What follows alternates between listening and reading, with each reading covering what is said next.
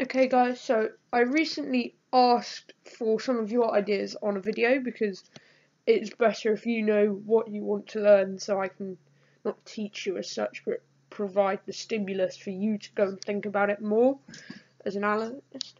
So one of the suggestions was from Rowan, and he suggested I did a back move. If you want me to do something else or a new completely different thing, comment down below and remember to subscribe and click that bell icon so that you get notified, because we're doing a few series at the moment. I'm analysing a few professional players and seeing what we can bring into our own games, obviously keeping up with the back moves and just St. Eyes in focus. Games won't be going up on YouTube because of some problems, so I'll find another way to share those.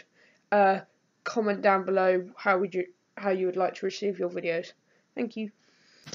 So in this first image you can see all the different parts of the move.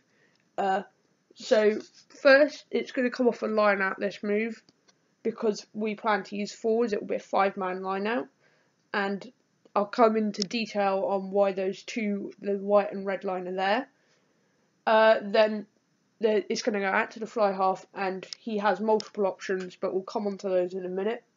And then you also have the fullback in the line and the winger. So we've got, I think it's the 13 is sitting a bit deeper behind the 12, who's the second receiver. And we'll look at that and why that is. And then I've put a white line across in the bottom right hand corner for where the space is and how we can attack it.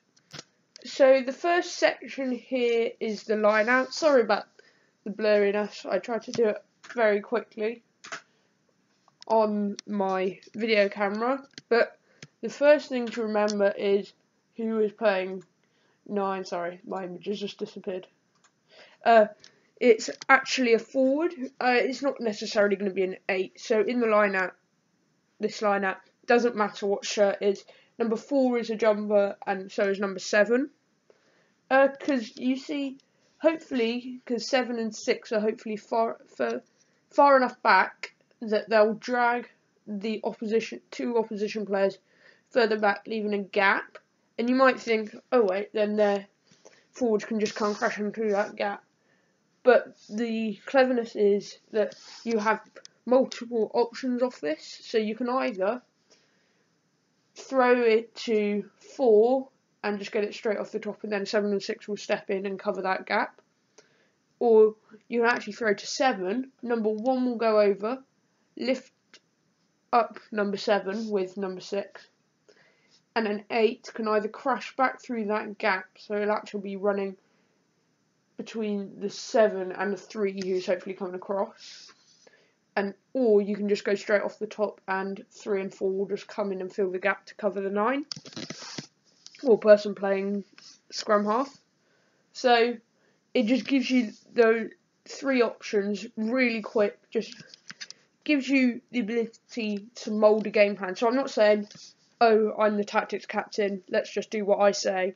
I'm saying this is a kind of building block. It's kind of the bottom floor, and then you add on intricate layers above it. You want to have, I say, at least 2 options off each play. So if the opposition can read it, or the fly half or whoever's playing scrum half notices that the opposition are doing something, you can change the play very quickly.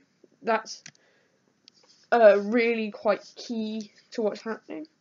So just remember that, 1, I'm not stressing that you have to do this, but 2, I'm not actually saying that you have, not saying that you have to listen to me, but it's kind of the base model for it.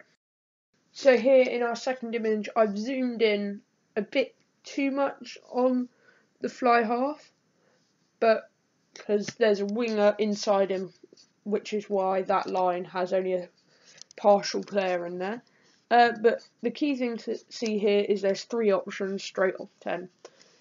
And then each of the players then, apart from the winger who's sitting deep for a short ball, every one of those has at least another option, or two options, even the 5, so the 5 has 15, and then I'll come back onto it, but 10 is going to do a loop, but I'll come back to that in a minute. So the key of having multiple moves is you can change it, and you're not going, okay, it's this, so say scissors, you're not going to call it and say it's a scissors and then it's this, because then you know exactly who it's going to. So the forwards might know who it's going to, and they'll be able to get in the right position.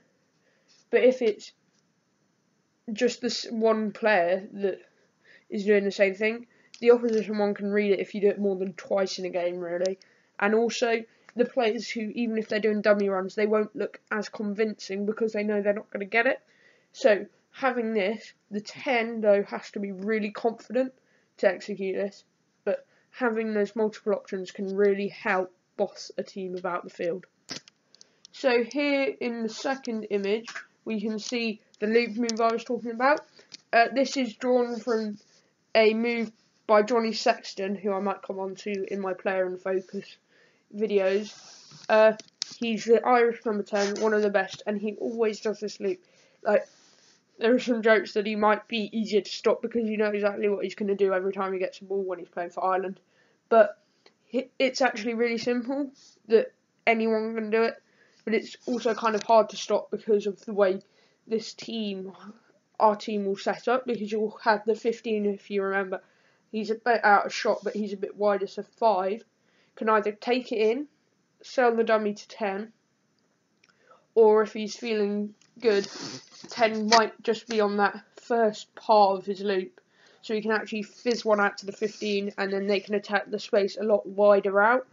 So that's really quite good. But the 10, when he's passing that 5, shouldn't be using the fallout where you just pass it with your arms. You should be following through with your shoulders, so you're already heading in that direction, and then looping.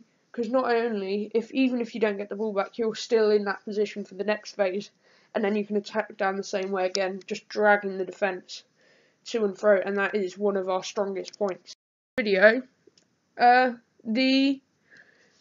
After examining all the images and looking at that back move in particular, we've got 3 options off 10, then 5 has got 2 options, and the second option off 10, like the number 12, has also got another option, and there's also the short ball by number 11.